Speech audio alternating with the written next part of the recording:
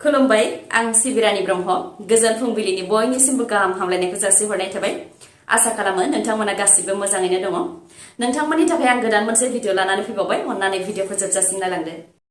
गोदानै हाथियार दैग्रा आफाद जोनोम मोननाय ULB नि सोद्रोमाफोरा गावसोरखौ मैया गथायबाय ULB नि दैदेनगिरि प्रिनजित आरो सुखरामनि दैदेननायाव ULB नि गासै 12 सोद्रोमाफोरा उदालगुरि जिल्लानि भेरगाव महकुमानि बादलापारा साहा बागान सेराव गावसोरखौ गथायफैदों उदालगुरि SPआ फोरमायथिनाय बायदिब्ला बिथांमोनहा थरसे ग्रेनेडजों लोगोसे गावसोरखौ गथायफैदों नाथाय हाथियार गंसेबो गथायाखै SP बिथाङा फोरमायथिनाय बायदिब्ला 12 ULB नि मुंफोरा फारियै क'क्राझार जिल्लानि मर्दन ब्रह्म 23 बोसोर बैसोनि बाक्सानि प्रेमजित बर' 20 बोसोर बैसोनि क'क्राझारनि धोरोमसाद ब्रह्म 23 बोसोर बैसोनि उदालगुरिनि रितु दैमारि 23 बोसोर बैसोनि क'क्राझारनि सुदेम ब्रह्म 19 बोसोर बैसोनि क'क्राझारनि फुंखा ब्रह्म 22 बोसोर बैसोनि चिरांनि लावगा ब्रह्म 24 बोसोर बैसोनि क'क्राझारनि हिरिम्बा बसुमतारी 25 बोसोर बैसोनि उदालगुरिनि उत्पल दैमारि 23 बोसोर बैसोनि क'क्राझारनि प्रिनजित बसुमतारी 27 बोसोर बैसोनि बाक्सानि सुखराम बर' 28 बोसोर बैसोनि आरो बाक्सानि कमला बर' 24 बोसोर बैसोनि बे समाव 12 ULB नि सोद्रोमाफोरखौ दिमाकुसि पुलिस थानायाव दोननाय जादों होननानैबो मिथिहोदों गावसोरखौ गथायफैनाय 12 ULB नि सायाव प्रमद बर' बिथाङा फोरमायथियो दि गिबियाव ULB नि सोद्रोमाफोरा बाक्सा जिल्ला एबसुनि आफादगिरि उमेश दैमारिजों जगाजग खालामग्रोदोंमोन बेनि उनाव आसामनि गिबि मन्त्रि डक्टर हेमन्त बिश्व शर्मा जिपि सिं आरो ओनसोलनि पुलिसजों जगाजग खालामनानै गावसोरखौ गथायफैदों दा आसामनि ADGP जों सावरायलायगोन बेनि उनाव आयेन बायदियै जि राहा लानांगौ बेखौ लानाय जागोन होननानै फोरमायथिदों प्रमद बर'आ लोगोसे प्रमद बर' बिथाङा फोरमायथिबावदों दि दा गासैबो गोजोनखौनो लुबैयो आखायाव हाथियार लानानै माबा मोनसे गिदिर खालामनो हानायनि दा थासारि गैला होननानै फोरमायथिनायजों लोगोसे हारि हिसाबै बयहाबो जेंना थाखायो बे जेंनाखौ प्रेक्टिकेल पलिसिनि गेजेरजों सुस्रांनांगोन होननानै बुंथियो बिथाङा आरो बेफोर जेंनाखौ सुस्रांनो थाखाय सासेया गुबुन सासेनि सायाव फोथायनाय लाखिनो नांगोन होननानैबो बुंथिबावो बिथाङा मुसलपुर बियाबनि BPF खुंथाय समनि बारग' चेयारमेन पुर्ण नार्जारिनि हेंथायै मुसलपुर पुलिस थानायाव FIR होदों EM राकेश ब्रह्मआ BPF खुंथायनि समाव PMAY बिथांखिनि गेजेरजों दुखुथिया नखरनो न' लुनानै होनायाव जाख्ल'नायनि फोरमान मोननायनि थाखायनो बारग' चेयारमेन पुर्ण नार्जारिनि हेंथायै FIR होनाय जादों होननानै फोरमायथिदों EM राकेश ब्रह्म बिथाङा बेनि अनगायैबो बिथाङा बुंथिबावो दि थांनाय समफोराव चेयारमेनफोरा गोबां जाख्ल'नायनि खामानि मावबोदों बेनिखायनो बे समाव सिगांनि चेयारमेनफोरखौ साजा होनायनि सम फैबाय होननानै बुंथियो बिथाङा BJP सरकारा जेरैबायदि जाख्ल'नायनि हेंथा राहा लागासिनो दङ जेरै हानि दालालफोरखौ हमगासिनो थिग बेबायदिनो बिटिआरआवबो जाख्ल'नायनि हेंथायै गोख्रों राहा लागोन बेनि थाखाय बोसोरनैल' सम हो अब्लानो बिटिआरखौ जाख्ल'नायनिफ्राय उदां गोथार महर नुनो मोनगोन होननानै बुंथियो बिथाङा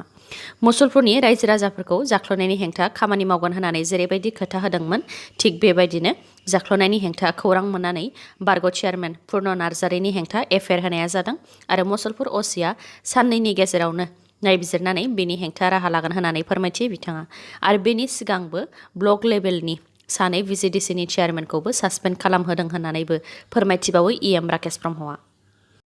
BPFनि हाग्रामा महिलारिखौ दोलोआव लाफानाय माने जोंबाय थानाय अराव बारसोमनानै गावखौ फोथैनानै लानाय बेखौ बुंथियो EM रन्जित बसुमतारीया जायनाखि आसामजों लोगोसे बिटिआरआवबो बिसायख'थिनि बारा बारबाय बेयाव EM रन्जित बसुमतारी बिथाङा बुंथियो दि बिसायख'थिनि अक्ट' फोसावनायनि सिगांनो UPPL दोलोआ बिसायख'थिनि थाखाय थाग थियारिखामोन लोगोसे मोननै बियाबनिफ्राय सोर टिकेट मोनगोन बेयो रोखा जाखाबाय खालि फोसावनानै होनोल' बाखि दंसै होननानै बुंथियो बिथाङा हाइकामान्डआ जि बिथोन होयो बेनो जागोन बेयाव टिकेटखौ लानानै दावराव दावसि जानांगौनि जेबो खोथा फैया होननानैबो बुंथिबावो बिथाङा गुबुन फारसेथिं BPF दोलोआ सोरखारजों दं होननानै बुंबाय थानायनि सायाव खौरांगिरिया रन्जित बसुमतारी बिथांनाव सोंथि खालामदोंमोन BPFआ BJPजों सोमोन्दो जाबाय नामा ना UPPL दोलोजों सोमोन्दो जाबाय होननानै बेनि फिननायखौ बिथां रन्जित बसुमतारीया बुंथियो दि BPF दोलोआ BJPजों सोमोन्दो जानायनि जेबो खौरां गैया नाथाय BPFनि हाग्रामा महिलारिखौ दोलोआव लाफानाय माने जोंबाय थानाय अराव बारसोमनानै गावखौ फोथैनानै लानाय जुदि BPF दोलोआ UPPLखौ मदद होनो ओंखारोब्ला बेखौ बरायो नाथाय UPPL दोलोआ दासिम BPFनि मदद लानो गोनां जायाखै होननानै बुंथियो बिथाङा लोगोसे बुंथिबावो दि BPF दोलोआ दा फुल स्टप लागायबाय बेनि उनाव कमा आरो सेमिकलन जेबो गैला होननानै महाराष्ट्रआव गुलाब साइक्लननि गोहोमजों 17 सुबुंनि जिउ खहा गुलाब साइक्लननि गोहोमजों महाराष्ट्रनि मोन8 जिल्ला जेरै औरंगाबाद लातुर ओस्मानाबाद बीड जालना हिंगोली आरो माखासे जिल्लाफोराव बांसिनै गोहोम गोग्लैदों गुलाब साइक्ल'ननि थाखाय बेफोर मोनदाइन जिल्लायाव गोबां अखा सारअन्थाइ गोग्लैदों जायजों गोबां दैबाना जादों। 19 सुबुंनि जिउ खहा जानायनि अनगायैबो 200निबो बांसिन मोसौफोरा गोजावलांदों, न' बांफोरा बुखारलांजादों। रिपर्टनि बायदिब्ला 19 सुबुंनि जिउ खहा जानायफोरनि मादाव माखासेया दैबाना जानायनि थाखाय बिड जिल्लानि मानजारा बान्दोनि गोबां गेटफोरखौ बेखेवनानै होनायाव खाथि खालानि गामिफोरा लोमसावजोबदों, जायजों सुबुंनि जिउ खहा जानायजों लोगोसे जिब-जुनार आरो न' बांफोरा बुखारलांजादों। बेनि अनगायैबो दै देरनाय सानि गंसे दालांखौ गंसे बासआ बारनो नाजादोंमोन। बेयावनो दालां बायनायनि जाहोनाव बासआ दैयाव गलांदों आरो बास ड्राइभार, कन्डाक्टर लोगोसे माखासे दावबायारिफ्रा जिउ खोमानो गोनां जादों आरो माखासेया सारअन्थाइ गावनायनि थाखाय जिउ खोमानो गोनां जादों। रिपर्टनि बायदिब्ला एनडीआरएफआ सा 560निबो बांसिन सुबुंफोरखौ रैखा खालामनानै रैखाथि जायगायाव दोनहैदों। आसामाव उफ्रा बिधान सभा बिसायख'थिनि अक्ट' फोसावजानाय लोगो लोगोनो दोलोजों दोलोनि गेजेराव दान्थे-बिदान्थेया जागायबाय। बे दान्थे-बिदान्थेनि बारा बिटिआर ओनसोलावबो बारबाय, नाथाय बिपिएफ इउपिपिएलनि गेजेराव नङा, इउपिपिएल आरो बिजेपि दोलोनि गेजेरावसो जानायखौ नुनो मोन्दों। तामुलपुर बिएफनिफ्राय टिकेट मोनजानो थाखाय इमानुएल मुसाहारि बिथाङा एमब्रायै लुबैदों। बिथाङा बुंथियोदि थांनाय समाव प्रमद बर' बिथांनि थाखायनो टिकेटखौ मोननो हायाखैमोन, मानोना प्रमद बर' बिथांजों तामुलपुराव बिजेपिनो टिकेट होगोन होननानै बुजा-बुजि जादोंमोन। नाथाय जोबनायाव प्रमद बर' बिथाङा थगायदों, बेनिखायनो बिथांनि बुंनाय रावफोरा बेसेन गैया आरो फोथायनो हाया होननानै बुंथिनायजों लोगोसे थांनाय समाव बिजेपिआ नैथि खेबनि थाखाय सोरखार दानांगौमोन, बेनिखायनो इउपिपिएल दोलोखौ मदद होनाया गोनांमोन, जायनि थाखाय थांनाय समाव टिकेट मोनिखौ लानानै नांथाबनानै थायाखैमोन। नाथाय बे खेबाव बिसायख'थि गेलेगोन आरो फैगौ 7 अक्ट'बराव नमिनेसन गथायगोन होननानै बुंथियो इमानुएल मुसाहारि बिथाङा। बेनि अनगायैबो प्रमद बर' बिथांखौ थांखिनानै बुंथिबावोदि प्रमद बर'आ बुंदोंमोन दि 17 बोसोराव बिपिएफआ गोबां जाख्ल'नाय खामानि मावबोदों, गोहोआव फैनाय लोगो लोगोनो बिपिएफनि दैदेनगिरिफोरखौ जोबथेसालियाव हरगोन होननानै, नाथाय दासिमाव साबेसेखौ जोबथेसालियाव सोनो हाखो होननानै सोंथि खालामो बिथाङा। बेनि अनगायैबो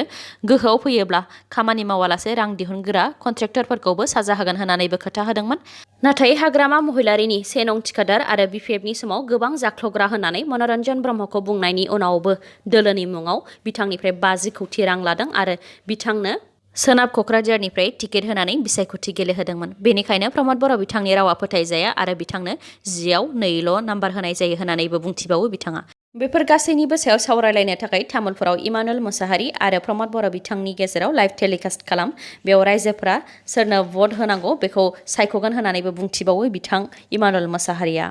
नाथाय इमानुएल मुसाहारियाबो प्राइम मिनिस्टार मदिनि थांखिखौ मोजां मोननानैसो बिजेपि दोलोआव हाबदों आरो बिजेपिनि थाखाय दासिमबो खामानि मावगासिनो दङ।